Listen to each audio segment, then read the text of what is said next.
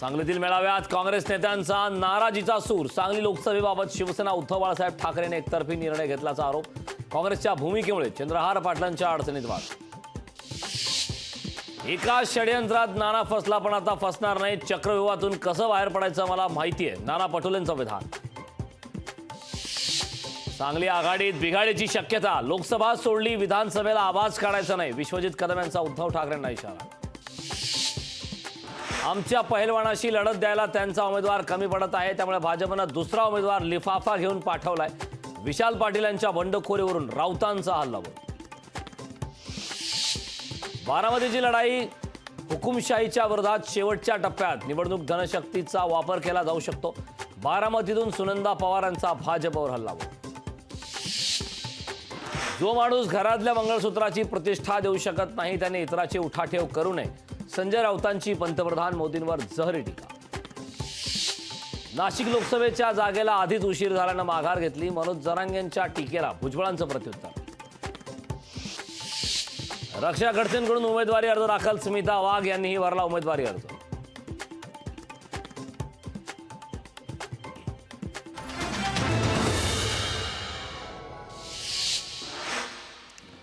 रामाने लंकेत रावणाला मारलं आणि त्याचा आत्मा भटकत अकलूजला आला। शहाजी बापू पाटलांची मोहिते पाटलांवर टीका। शिरूरमधून शिंदे भुजबळांना उमेदवारी देणार होते, भुजबळांनी नकार दिल्यानं आढळरावांना उमेदवारी मिळाली। आढळराव पाटलांच्या उमेदवारीबाबत अमोल कोल्हेंचा मोठा दावा। आजपासून उत्तर पूर्व मुंबईतील संजय दिना पाटलांच्या प्रचाराला सुरुवात। संजय राऊत सुनील राऊतांच्या हस्ते संजय दिना पाटील यांच्या प्रचार रथाचं उद्घाटन। संदीपान भुमरेंनी दाखल केला लोकसभेचा उमेदवारी अर्ज। उमेदवारी अर्ज दाखल केल्यानंतर संदीपान भुमरेंच्या एकनाथ शिंदेंसोबत रोड शो। रेवती सुळे आईच्या प्रचारासाठी मैदानात। बारामतीतील पदयात्रेत युगेंद्र पवार रेवती सुळे सहभागी। मुरलीधर मोहोळांच्या पदयात्रेला सुरुवात। चंद्रकांत पाटील रुपाली चाकणकर मेधा कुलकर्णी पदयात्रेत सहभागी।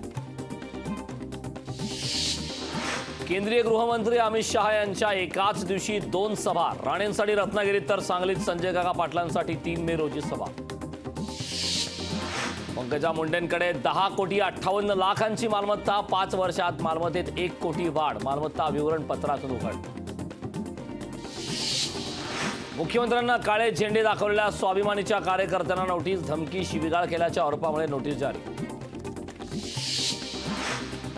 बेस्टकडून 700 एसी डबल डेकर गाड्यांचं कंत्राट रद्द। कंपनीकडून एकही गाडी दाखल न झाल्याने निर्णय।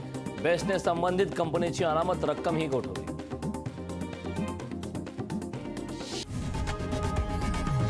लोकशाही मराठी ऐका, पहा, जागरूक रहा।